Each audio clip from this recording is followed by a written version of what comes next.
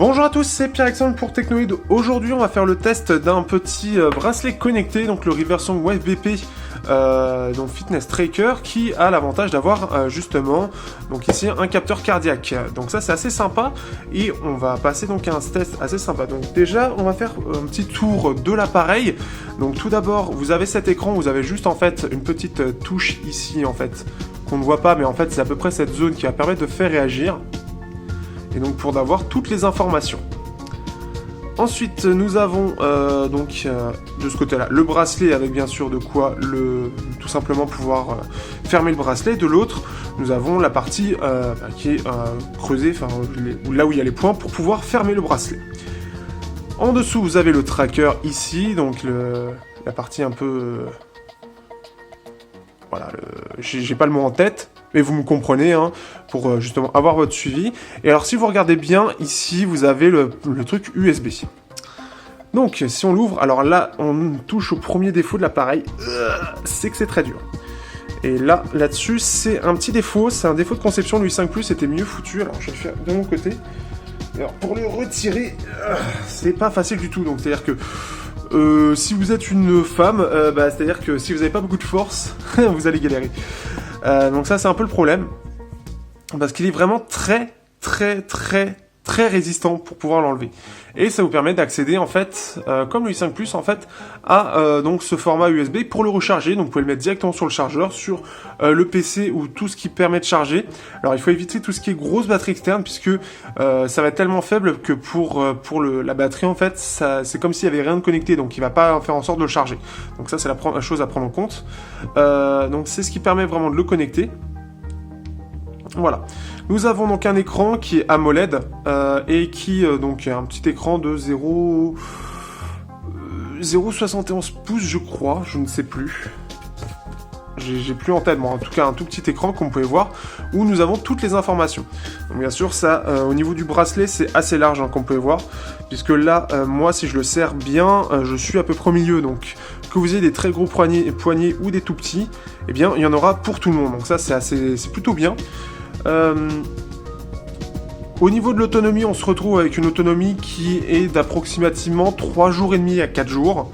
Donc c'est plutôt correct, c'est moins bien parce que forcément vous avez le capteur qui va, comme je vais le montrer sur l'application, qui va tourner très souvent pour prendre justement votre pouls et voir si justement vous avez si vous êtes en bonne santé ou non. Donc il fonctionne en Bluetooth et on peut voir donc la batterie ici, on a toutes les informations. Donc qu'est-ce qui est affiché ici? Donc nous avons en premier temps donc le Bluetooth, savoir s'il est activé ou non et donc synchronisé avec l'appareil, le niveau de batterie. Nous avons aussi donc l'heure, la date et aussi le jour qui lui est en anglais. Donc ça il faudra s'y faire. Ensuite nous avons le nombre de pas qui est fait à partir de minuit bien évidemment, donc là j'ai fait 138 pas à partir de minuit. Ensuite nous avons le nombre en fait, la distance qui est parcourue, donc classique, le nombre de calories consommées. Ici ce qui est bien, alors là on va voir le capteur en fait au niveau de la pression en fait, savoir quelle pression vous avez, donc ça dure à peu près une minute, je le montrerai sur l'application ce que ça donne, donc c'est plutôt bien. Et bien sûr aussi le capteur cardiaque. Et aussi, pour terminer, la dernière chose, c'est combien d'heures de sommeil vous avez dormi. Donc là, on peut voir tout ça.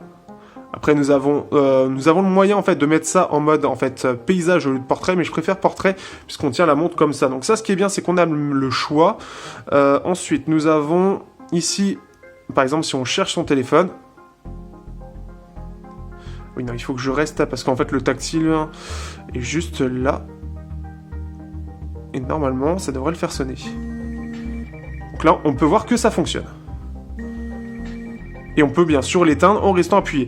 Ce qu'il faut comprendre, c'est qu'on a juste ce bouton-là qui sert pour tout. Dès que vous êtes sur une fonction, donc par exemple trouver mon téléphone, il faudra appuyer longtemps sur la touche pour faire activer la fonction comme on vient de le voir.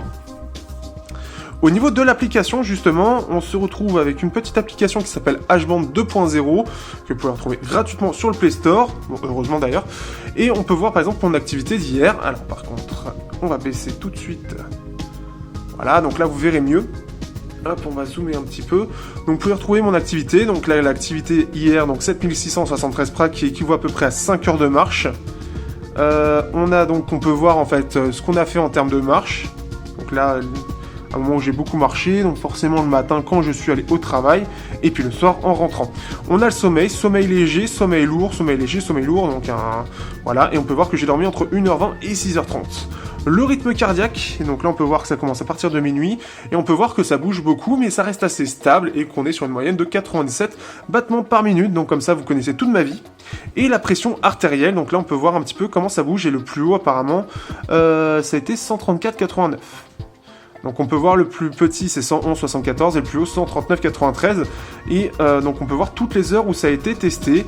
Donc là voilà un petit peu tout ce qu'on peut voir, donc c'est assez sympa, sachant que on peut tester ici. Là vous voyez il ne capte rien, là. On peut voir, je vais mettre le test est invalide. Je vais mettre le bracelet et on va voir que c'est vraiment fiable. Ce qui est bien, c'est que vraiment, on peut l'activer directement en fait sur le bracelet pour savoir combien on a de battements, mais on peut le faire aussi directement via l'application si on n'a pas envie ou si on est directement sur le téléphone. Ce qu'il faut, c'est que le bracelet pour vous, il soit pas trop serré. Parce que sinon ça devient vite désagréable. Donc moi là il est pas trop serré par exemple. Et pourtant ça permet quand même d'avoir en fait, et là on va voir justement, d'avoir la qualité. Ce qui est bien c'est qu'on va pouvoir voir justement comment réagit l'appareil. Là il détecte bien mes battements. Et on peut voir, hein, il y a des petites choses, voilà, il réessaie, et là on a quelque chose qui est à peu près stable. Parfois il détecte un peu moins, mais on peut voir que ça permet de voir un peu comment il voit justement mes battements. Donc on peut, c'est un petit peu particulier parfois, mais quand c'est plutôt bien serré, ou quand on bouge pas trop, là comme j'arrête pas de parler, ça peut aussi influencer, puisque je tremble un petit peu, influencer les résultats. Mais en tout cas, on peut voir qui fait le test. On peut voir, ça dure quelques secondes, sachant qu'il fait ça à peu près toutes les heures. Donc ce qui fait que ça nous permet d'avoir quelque chose de régulier. Donc pour ceux qui doivent faire attention à leur santé, déjà ça a l'air plutôt fiable au niveau des battements, hein, ça a l'air fiable et assez précis. Donc ça c'est plutôt une bonne chose, on peut voir qu'il fait sur un long moment, sur vraiment une minute, pour avoir quelque chose de précis. Et cela toutes les heures, donc en plus on peut voir les moments où on a un petit peu couru, ce genre de choses. On va voir tout de suite que les battements vont un petit peu plus. Le test invalide, alors là c'est peut-être, on va remonter histoire que ça serre un petit peu plus. Là, on recommence et il va réessayer. Donc là, on peut voir il a quelque chose d'assez fiable, puisque là, je bouge moins.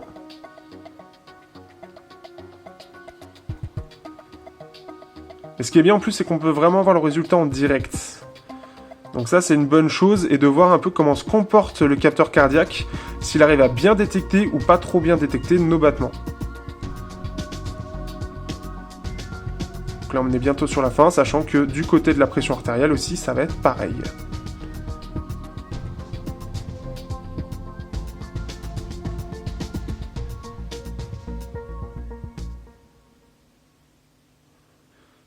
Et on est bientôt terminé. Donc là, ah oui, là pardon, c'est la pression qu'on vient de faire. Donc la pression 125/79. Donc par exemple là voilà, on peut décider de l'enregistrer. Donc ce qui fait que vous pouvez voir que ma pression artérielle est 125/79, donc dans la moyenne normale. Donc ça c'est plutôt bien en fait, puisqu'on va pouvoir faire ça pour ça et pour aussi le rythme cardiaque. En fait on peut le faire quand on veut. Donc là le battement par minute, on peut voir ici. Donc ce qui fait que voilà, la pression artérielle ça se fait sur 1 minute, et là sur les battements par minute, on peut voir ça en direct aussi. Donc là on peut voir, je suis à peu près 90, donc ce qui est correct aussi, hein, c'est dans ma moyenne. Il y en a qui font plus, il y en a qui font moins, et voilà, on peut voir que ça dure un petit peu de temps, le temps qu'ils fassent le test. Donc c'est vraiment fiable, je m'attendais pas forcément à ce que ce soit ultra fiable, mais en tout cas il démontre son efficacité. Donc ça déjà, par rapport à ça, déjà je tiens à dire que le produit est plutôt bon, donc on peut voir ici. Donc ça c'est vraiment bien, en plus on a des petites zones, donc repos, voilà les fréquences de zone cardiaque.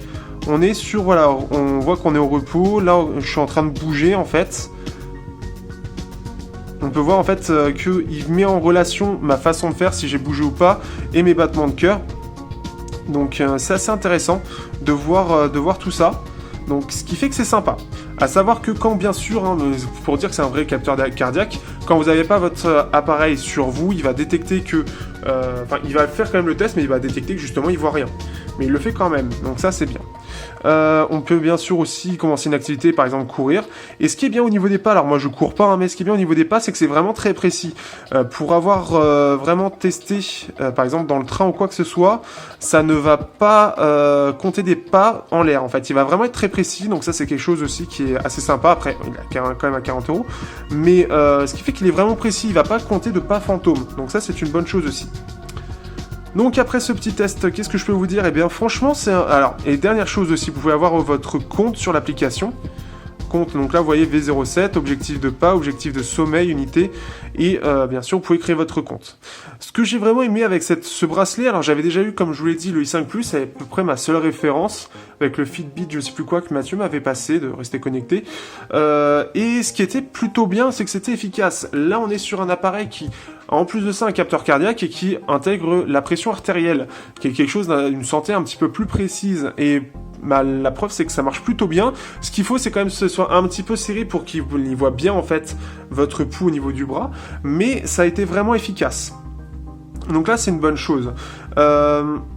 Aussi, dans les autres choses, il y a des points un petit peu plus spéciaux. C'est-à-dire qu'il est dit étanche sur la fiche produit d'Amazon.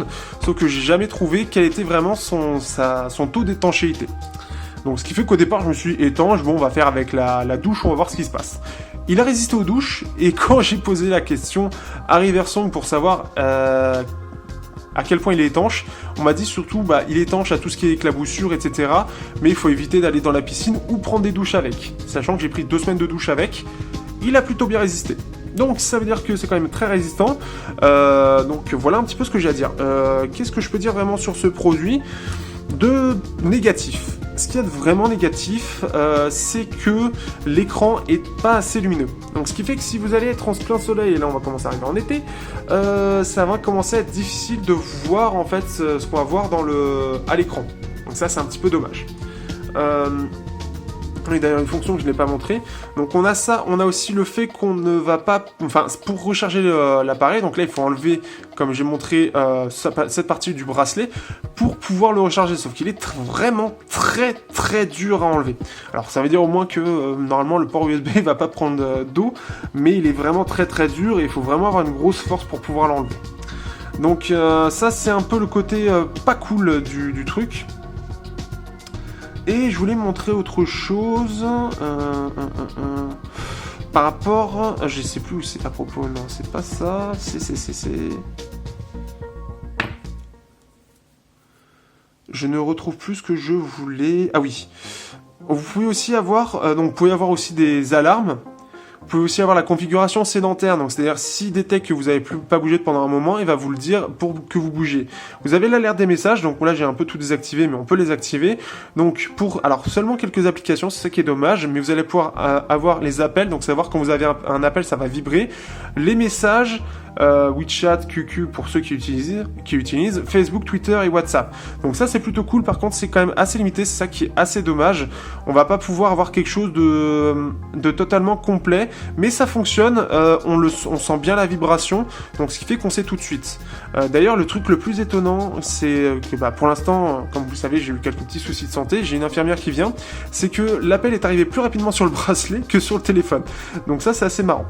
On peut aussi avoir le côté photographique, comme vous pouvez voir. Donc là, vous allez pouvoir demander au bracelet de choisir, de faire la photo. Donc ça, c'est la petite chose, mais bon, en général, avec les applications comme ça, c'est pas forcément de bonne qualité, ça prend... Enfin, voilà, c'est assez mauvais, d'ailleurs. Hop, il a un petit peu de mal à sortir de ce mode photo.